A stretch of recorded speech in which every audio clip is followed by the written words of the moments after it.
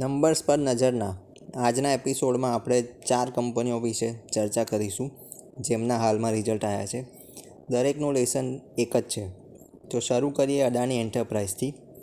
Cells 32,439, 30.7% વધારો.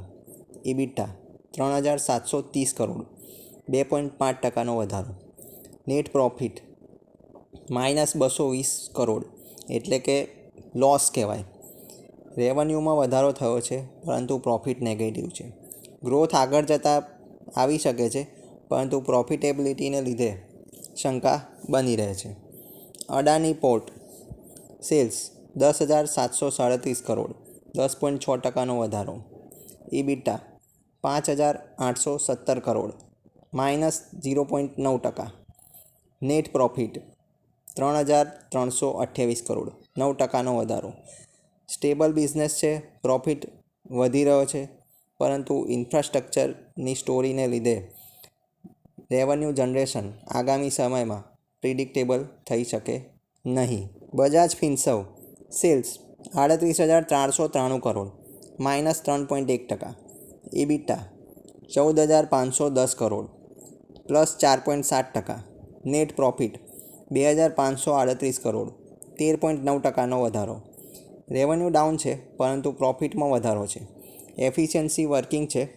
Diversification model મજબૂત છે.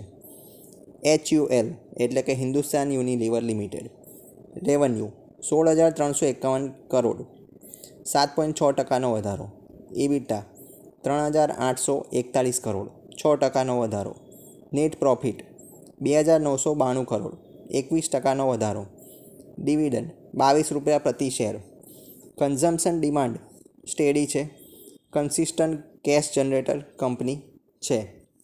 તો ઓવરઓલ આપણે જોઈએ તો અદાણી એન્ટરપ્રાઇઝ ગ્રોથ અપાર છે પરંતુ લોસ છે. અદાણી પોર્ટ સેફ છે પરંતુ બોરિંગ નંબર છે. બજાજ ફિનસર્વ રેવન્યુ ઘટ્યો છે પરંતુ પ્રોફિટમાં વધારો થયો છે.